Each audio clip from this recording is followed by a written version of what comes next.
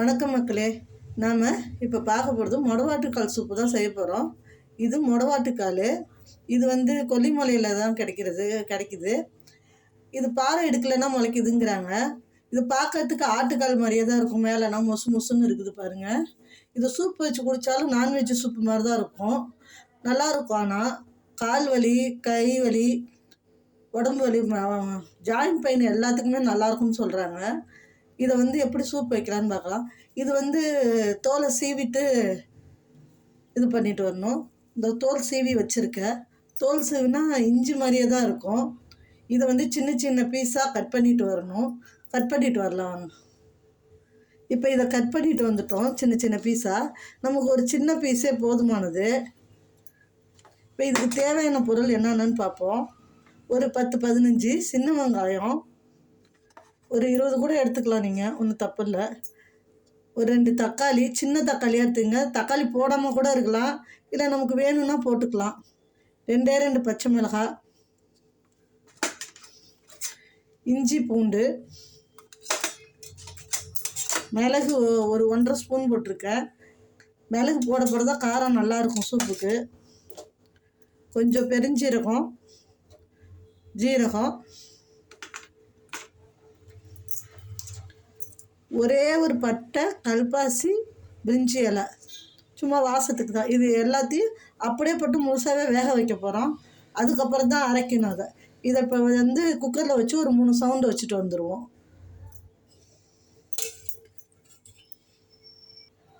வெங்காயம், 2 பச்சை மிளகாய் உடச்சி போட்டுக்கோங்க. இது எல்லாத்தையும் அரைக்க தான் போகிறோம், அதனால அப்படியே போட்டுக்கலாம். இது பிரிஞ்சி இலை, கல்பாசி, பட்டை, இந்த மொடவாட்டுக்கால் சீவுனது, இஞ்சி பூண்டு, சீரகம், பெருஞ்சீரகம், மிளகு. இந்த தக்காளியவும் அப்படியே கையால் நசுக்கி விட்டுக்குங்க.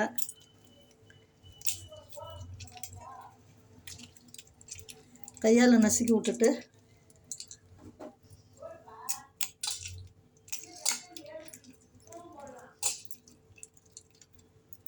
இதுக்கு தேவையான அளவு தண்ணி ஊற்றிக்கணும். இப்போ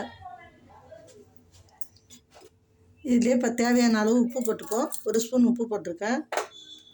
மஞ்சள்தூள் ஒரு சின்ன ஸ்பூனு. தேவையான அளவு தண்ணி ஊற்றி, மூழ்கிற அளவுக்கு தேவையான அளவு தண்ணி ஊற்றி இதை குக்கரில் வச்சு ஒரு 3 சவுண்டோ 4 சவுண்டோ வச்சுக்கலாம். 3 சவுண்டே போதும். இப்போ குக்கரில் வச்சு இதை வேக வச்சுட்டு வந்துடலாம். இப்போ இது 3 சவுண்டு விட்டு வெந்துருச்சு. இப்போ இதை வடிகட்டி ஆற வச்சுட்டு வந்துடுவோம். ஆற வச்சுட்டு நம்ம மிக்சியில் போட்டு எல்லாத்தையுமே அரைச்சிட்டு வந்துடணும். இப்போ ஆற வச்சு அரைச்சிட்டு வந்துடுவோம். இப்போ இதை எல்லாத்தையும் அரைச்சி எடுத்துகிட்டு வந்துட்டேன். இப்போ இதை ஒரு யானத்தில் ஊற்றி கொதிக்க வச்சுப்போம். இப்போ இந்த மிக்சி ஜாரையும் கழுவி அந்த தண்ணியை ஊற்றிப்பேன்.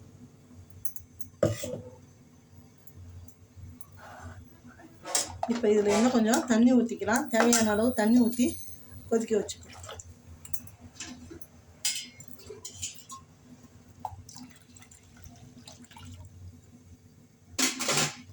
தேவையான அளவு தண்ணி ஊற்றிக்கிட்டோம்.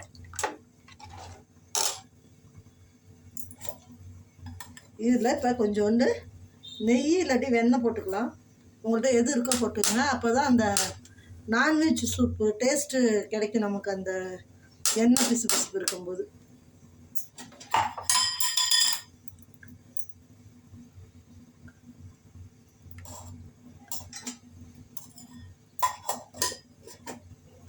லைட்டாக கருவேப்பிலை கொத்தமல்லியும் போட்டு நல்லா கொதிக்க வச்சு அப்படியே குடிக்க வேண்டியதுதாங்க. சூப்பு நல்லா கொதிக்குது. இப்போ நிறுத்திடலாம். அந்த இதில் நல்லா கொதி வந்துடுச்சு பாருங்கள். உப்பு இருக்கான்னு உப்பு போட்டுக்கலாம். தேவையான உப்பை பார்த்துக்கிட்டு இப்போ இதை அப்படியே குடிக்கிறதுனாலும் குடிக்கலாம். இது கொஞ்சம் இந்த மிளகு சீரகம்னா போட்டிருக்கிறதுனால நம்ம அப்படியே ஒரு மாதிரி திப்பியாக இருக்கும், தொண்டையில் போய் இதாகும். அதனால் நம்ம இதை ஒரு வடிகட்டி வச்சு வடிகட்டிட்டு வந்துடுவோம். சூப்பை வடிகட்டி வச்சுட்டோம். இதில் லாஸ்ட்டாக கொஞ்சம் கருவேப்பிலை கொத்தமல்லி போட்டு இப்படி சாப்பிட வேண்டியதாங்க. சுட சுட சாப்பிட்டீங்கன்னு வச்சிங்க, உடம்புல இருக்கிற வலியெல்லாம் பறந்து போயிடும். ஒரு வாட்டி மொடவாட்டுக்கால் கிடச்சா வாங்கி சமைச்சு சாப்பிட்டு பாருங்கள் செஞ்சு. நன்றி மக்களே.